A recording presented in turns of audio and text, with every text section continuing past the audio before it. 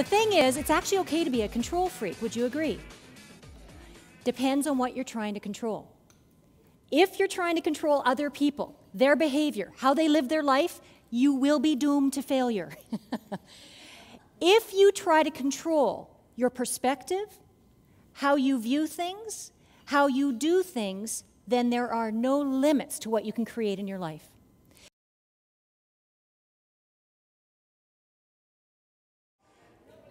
Here's what happened exactly. Number one thing is nobody pushed. Why? Again, Gen X and boomers, she set me up. I don't like what she did. She tricked me. She said someone, and I didn't do it right. So now she's doing it again. I'm going to listen carefully. So I'm going to wait to see what the other person does before I decide what I'm going to do. Anybody thinking along those paths, right?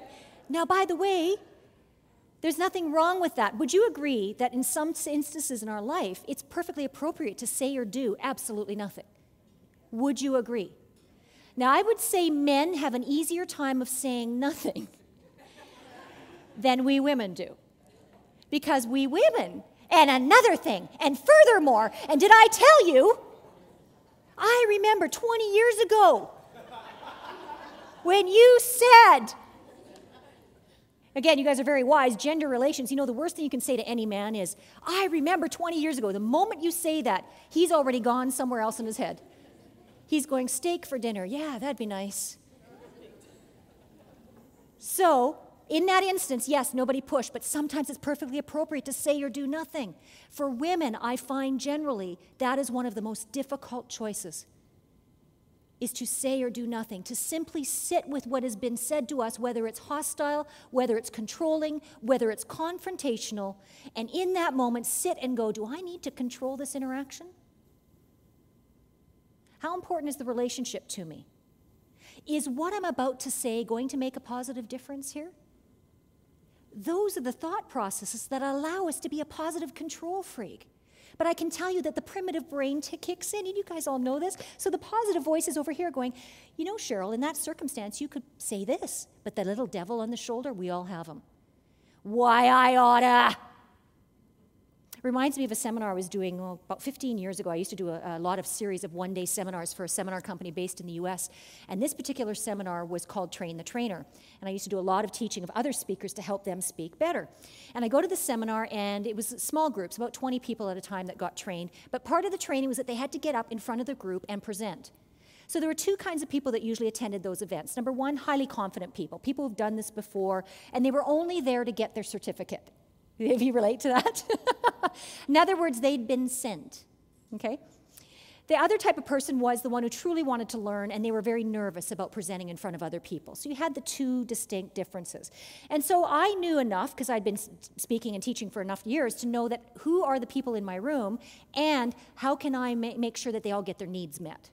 So this particular seminar, you can tell by my personality, there's no messing with me. You can try, but not that I'm overly controlling, but I am always looking for a win-win for everyone I interact with.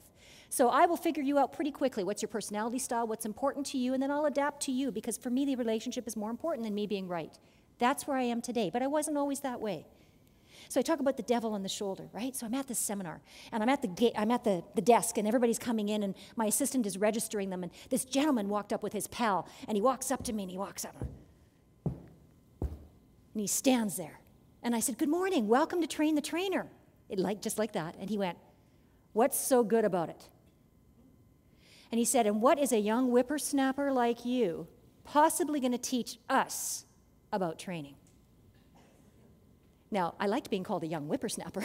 That part was good. But what do you think my automatic response was inside to that confrontation? Fight back. Why? Because primitive brain says, I'm being attacked, I want to fight back. So the negative voice in my mind was going, why I oughta. You want to go with me, man? Come on, bring it on. That's the negative voice. Positive voice is going, hello, Cheryl. You got 20 people in your room here, and if you do that, if you confront, you're actually going to ruin the rest of the day, not just for him, but for everybody else. So, you all know this, we got to take another street.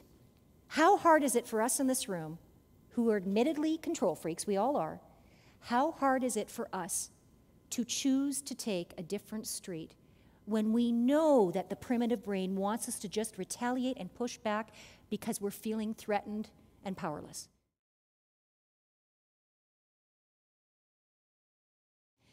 Here's the reason why we control in the first place, because we have fear-based thinking. First of all, and you're not even thinking of this consciously, by the way, this is all primitive subconscious thinking. I have no control. Others control me. I might lose control, therefore look stupid, and everything is out of control. Let's use the economy as an example. How many of us subconsciously think everything's out of control? As soon as you think that, what happens is your own power to control your environment goes down.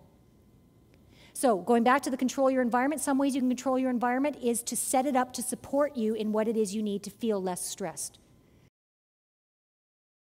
So instead, what I've learned to say to Courtney is, Courtney, you know, with that experience, how does experience make you feel? Well, I don't know, I felt kind of bad. What would you do differently next time? She gets to solve it. It is a control freak who feels that they have to supply all the answers all the time. How many of you in this room are in leadership positions? Hands.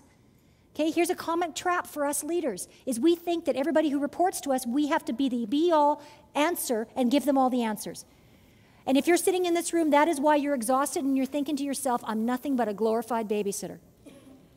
Reason for that is you have set up an environment that has taught the people who work for you that you are the answer of all problems, instead of empowering people to be the solvers of their own problems.